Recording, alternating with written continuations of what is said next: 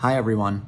I wanted to create this video so that you had a clear understanding of what you were signing before you actually signed it. I'm going to be going over 5 documents that I'll be sending you before we actually start going house hunting and submitting offers on homes. I remember my first home buying experience, I did not read anything. I was so rushed, I just signed everything that was put in front of me, and I said that I was going to change that and do right by my clients and make sure that they didn't ever have that same experience.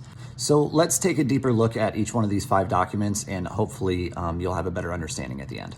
This first one we're going to look at is called the Real Estate Agency Disclosure and Election. This is a mandatory disclosure that was developed by the Arizona Department of Realtors, and it essentially outlines and says that the purpose of this is before you can buy or sell real estate in Arizona, you've got to have a very clear understanding of what type of agency relationship or representation that you're going to be having with the broker in that transaction. So under here, if we are representing you as the buyer, it will say that the buyer is being represented, we are representing the buyer as the buyer's broker. So we've just identified which agency relationship corresponds with you guys and just says, hey, the undersigned buyer or seller acknowledges the document and disclosure of the duties, and you guys would sign here.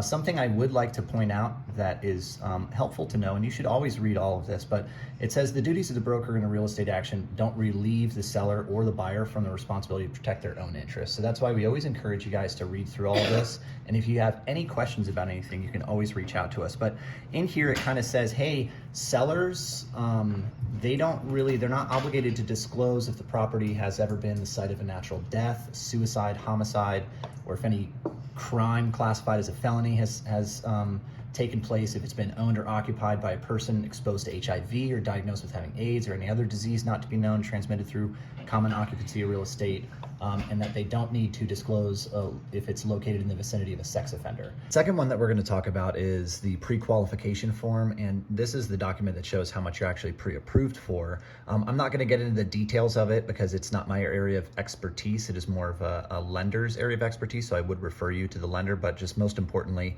we just need to make sure that we have signatures at the bottom, which just grants my broker permission to submit this offer with a contract. So the first 2 documents that we talked about, the READ and the pre-qualification, those will actually get submitted with an offer that you write on a home. The next series of documents that we're going to talk about don't get submitted with the offer. They are still part of your file and they're still very important. They just don't actually get sent to the seller's agent. So let's take a look at each one of those now. This is called the Buyer Advisory, and this is a fantastic resource.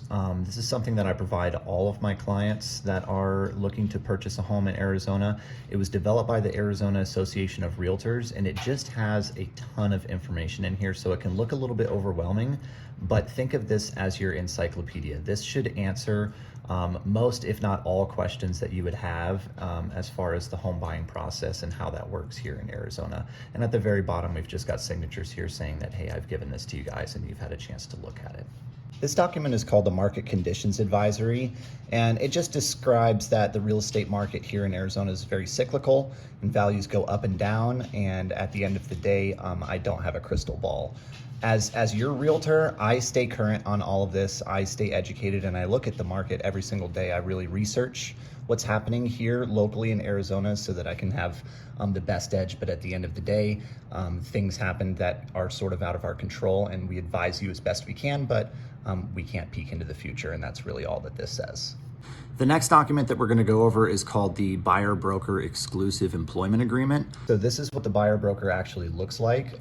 It'll identify you as my client and that you are hiring me and my broker to advocate for you. It'll identify the agency relationship, usually as set forth in the READ, and it'll also, I don't charge a retainer, so that'll always be shall not, but it also goes over compensation. And in here, you'll see every single time it's going to say as seen in the MLS. The MLS is the multiple listing service. That is the website sanctioned by the Arizona Association of Realtors and the Arizona Department of Real Estate to sell real estate on the internet. And so since sellers are the ones that are actually paying my commission, they are the ones that determine how much that commission is. It's usually an amount of percentages. Usually it's 2.5 to 3%.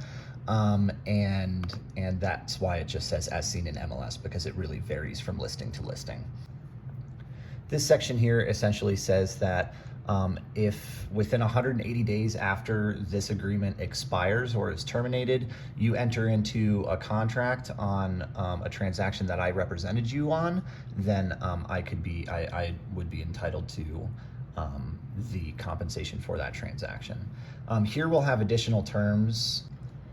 The equal housing section protects people from being discriminated against racial, ethnic, religious, or whether or not they have disabilities.